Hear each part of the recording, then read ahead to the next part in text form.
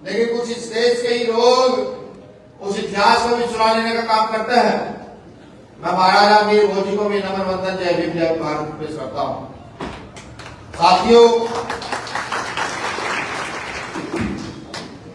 आज 21वीं सदी लग चुकी है और 21वीं सदी में जहां डॉक्टर बाबा साहब अम्बेडकर का संविधान ये कहता है कि सब बराबर है,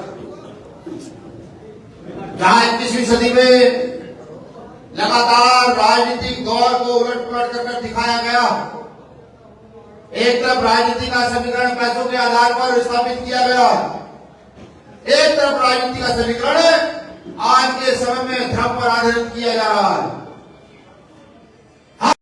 हम भी भारतीय समाज पार्टी के लोग सिर्फ इतना समझाने का प्रयास करते हैं कि धर्म की मान्यता आपकी अपनी मान्यता है, कि आप किस धर्म को मानते हो, किस ईश्वर को पूजते हो, लेकिन आपके बच्चों के अधिकार, आपके बच्चों को जो सुविधाएं मिलनी चाहिए, उसके लिए भी आपको अपनी आवाज बुलंद करनी जरूर चाहिए।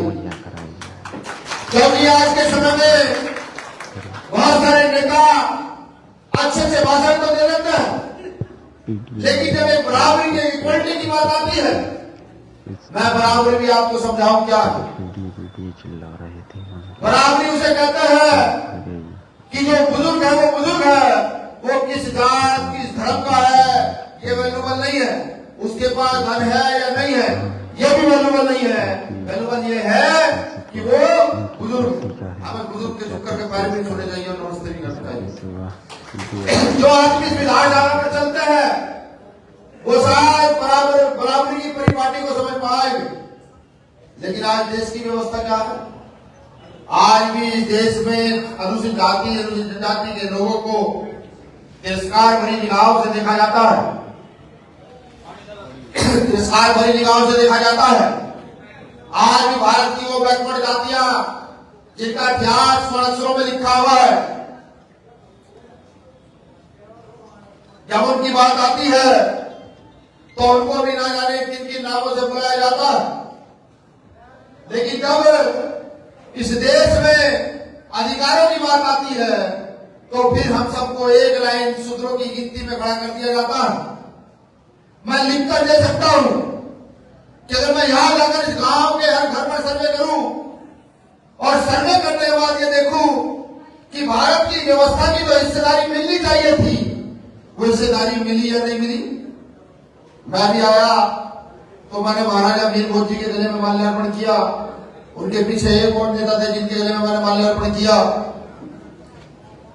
और मैंने तमाम ऐसे कितने नाम जिनके गले में लगातार माल्यार्पण करते हैं। लेकिन हम न्याय के लिए लोगों को यह सोचना है कि क्या हम मानवता के लिए काम कर रहे हैं, क्या हम इस देश की व्यवस्था को आगे बढ़ाने के लिए काम कर रहे हैं, क्या हम इसलिए काम कर रहे हैं कि देश का प्रत्येक नागरिक अपने आप को बराबरी महसूस करने शुरू करे। अब जैसे मेरे साथी आए, साथियों ने भाषण दिए, या हिंदू गुजर भी है या मुस्लिम गुजर भी है, दोनों लोग एक तरफ देश में लड़ाई हिंदू मुस्लिम की बड़े पैमाने में खड़ी कर रखी है। अब मेरा सवाल यह है कि धन सिंह कोतवाल को हिंदू गुजर भी दादा कहते हैं और मुस्लिम गुजर भी दादा कहते हैं, तो जो लोग बंटवारे की ओर अग्रसर आप उनके साथ चलना पसंद करोगे या फिर जो लोग भाईचारा कायम करने की ओर अग्रसर उनके साथ चलना पसंद करोगे? एक तरफ कहा जाता है कि इस देश में मुसलमान खतरा, 100 करोड़ से ज्यादा हिंदुओं पर मुसलमान खतरा है। मेरी ये समझ में नहीं आता कि अगर हम ये पूछ लें कि हमें नौकरियां कितनी मिलेगी तो उनका जवाब है मुसलमान खतरा है। हम ये पूछ ले आपने खेती के लिए क्या क्या योजनाएं बनाई तो उनके पास एक ही जवाब है मुसलमान खतरा है। अगर हम उनसे पूछे कि नौकरियां कितनी आप हमें दोगे तो उनके लिए वो कहते हैं मुसलमान खतरा है। मेरी समझ में ये नहीं आता कि हम आज तक जिन पार्टियों के साथ खड़े रहे, हो सकता है पार्टी में हमने हमारे व्यक्तिगत सुधारा हो, लेकिन मुझे ये बताओ जब 1992 के अंदर भारत में मंडल कमीशन लागू हुआ और मंडल कमीशन का विरोध किस लोगों ने किया? जो आरक्षण के तौर पर आज बैकवर्ड क्लास के लोग भी अच्छी अच्छी नौकरियों पर काबिज हो रहे हैं, आज उसका विरोध कौन कर रहा है? हो सकता है कुछ साथियों के परिवारों में 100, 200, 500 बीघे जमीन हो, लेकिन मैं भारत का स्ट्रक्चर देखूं तो मैं 100, 200, 500 बीघे जमीन वाले व्यक्ति को अमीर नहीं मानता। सही मायने में भारत में जिसमें 100, 200, 500 की जमीन है वो गरीब है, और हम लोग गरीबी नेचर से देखा जाए नीचे जीवन यापन करने वाले लोग। जब तक आप इस भारत की सरजमीन में अपनी हिस्सेदारी मांगना शुरू नहीं करोगे, तब तक इस देश की व्यवस्था को बदलने के लिए काम होगा नहीं। वो आपको हिंदू मुस्लिम के फेरे में रखेंगे, वो आपको व्यवस्था के साथ खड़े होने नहीं देंगे। अगर आप उनसे पूछोगे इस देश में लोकतंत्र है, फिर भी तुम व्यवस्था क्यों नहीं बदलने देना चाहते, तो मेरे 26 जनवरी सन 1950 में आपको लेकर चलूंगा, जब डॉक्टर बाबा साहब अम्बेडकर ने संविधान सभा में संविधान लागू करा दिया। संविधान लागू कराने के बाद उस समय के नेता डॉक्टर बाबा साहब अम्बेडकर को कहते हैं, डॉक्टर अम्बेडकर बहुत खुश लग रहे हो। बाबा साहब कहते हैं आज मैंने रानी का पेट चीर दिया, राजा रानी के पेट से जन्म नहीं लेगा, राजा यहाँ के मजदूर किसान के अंगूठे से जन्म लेगा, वोट से जन्म लेगा। तो उस समय के नेताओं ने बाबा साहब अम्बेडकर को कहा कि हम तुम्हारे लोगों को डराएंगे, धमकाएंगे, जरूरत पड़ी तो खरीदेंगे, और जरूरत पड़ी तो भाईचारा निभा करके राजा अपना बनाएंगे। मैं ये पूछना चाहता हूं कि उत्तर प्रदेश की राजगद्दी पर कितने दलितों का, कितने मुसलमानों का, कितने गुजरों का, कितने जाटों का कब्जा रहा, कितने कश्यप विद कुम्हारों का कब्जा रहा, या ऐसी कौन सी व्यवस्था जो आप लोगों ने बनाई सबने मिलकर के?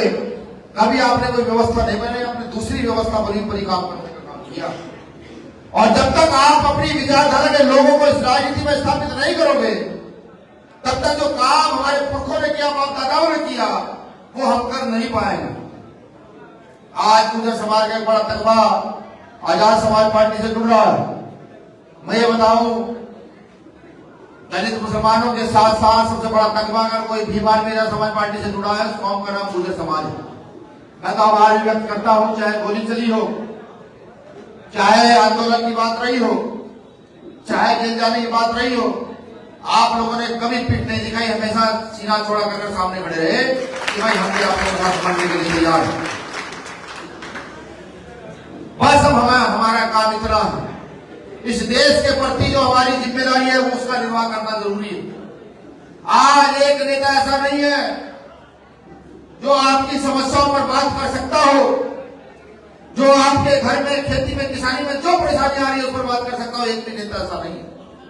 अगर हम सबने मिलकर के इस बार यहाँ के शोषित वंचित वर्ग के लोगों को इस वोट की ताकत को बताया कि वोट की ताकत क्या है, तो मैं ये लिखकर देता हूं, वो बड़े बड़े सुरमई नेता जो अपने आप को धनाढ्य कहते हैं, जो कहते हैं कि हमारा वर्चस्व है, आप उनको मिट्टी में मिला देने का काम कर सकते हो। इतनी बड़ी ताकत है।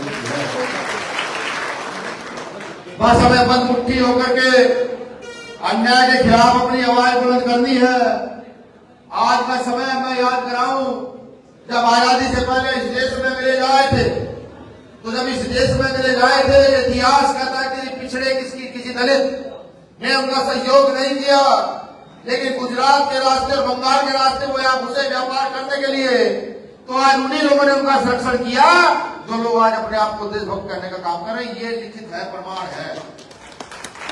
हम लोगों ने कभी गुलामी नहीं की और हमेशा युद्ध लड़े।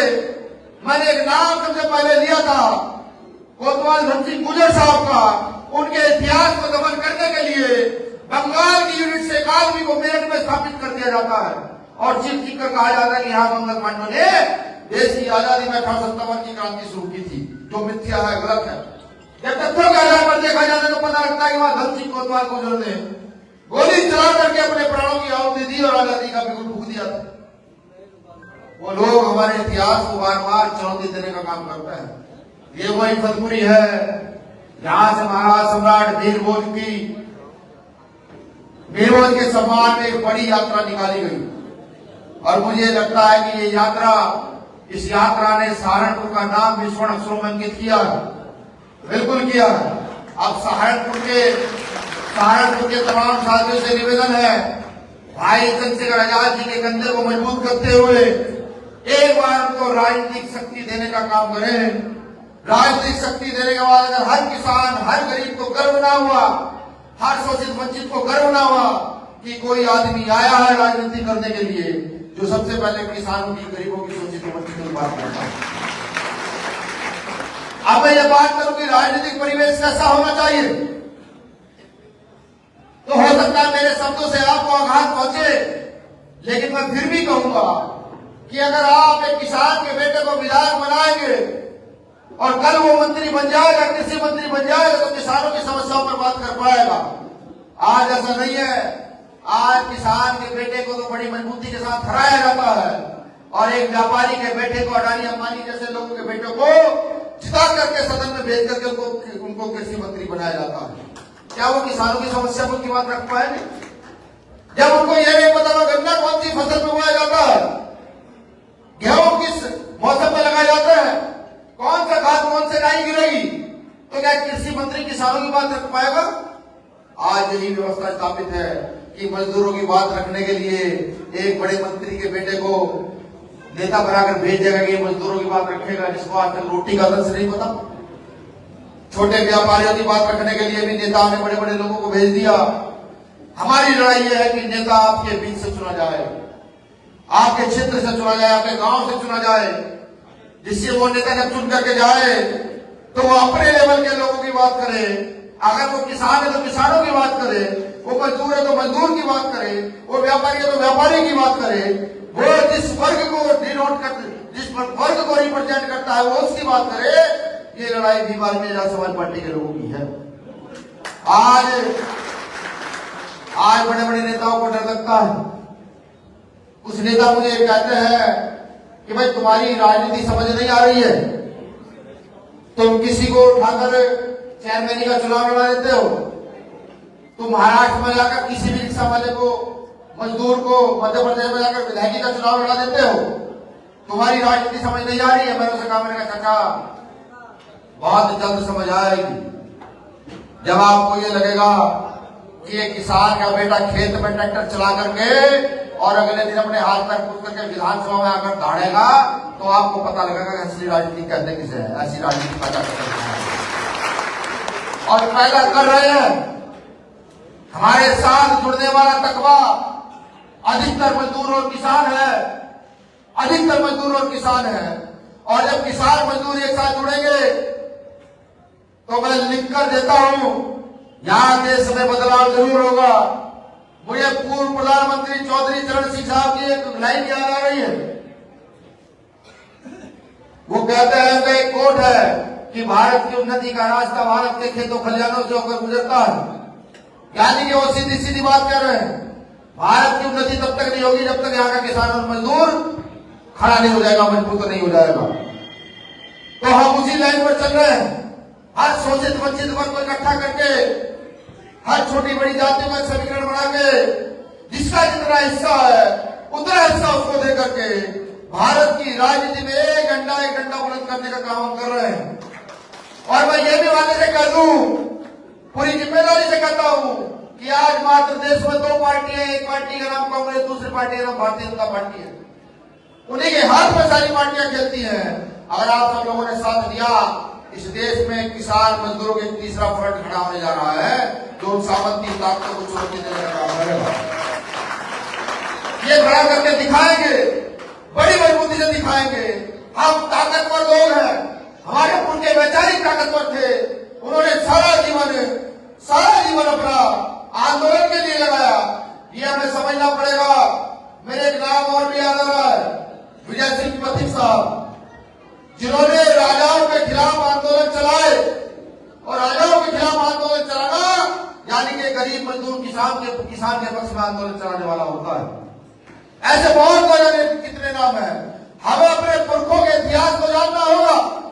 हमें यह समझना होगा कि हमें राजनीति तो करनी है, लेकिन जो रास्ता हमारे पुरखों ने हमें दिखाया उस रास्ते की राजनीति करनी है। अगर हम भी सामंती राजनीति की ओर चले गए तो हमारे पुरखों का किया गया वो शौर्य, वो बलिदान निरर्थक हो जाएगा। उस बलिदान को निरर्थक नहीं होने देना, उस बलिदान को याद करना। आज लोग चीख करके शहीद आजम भगत सिंह का नाम लेते हैं, बड़े बड़े पोस्टर उनके लगाते हैं, लेकिन जब उनकी विचारधारा की बात होती है तो उल्टे कदम भाग जाते हैं। और ये तो सहारनपुर है, इसने आजादी की लड़ाई में अपनी अहम भूमिका निभाई। यहाँ के लोगों ने आजादी के लिए अपना सर्वस्व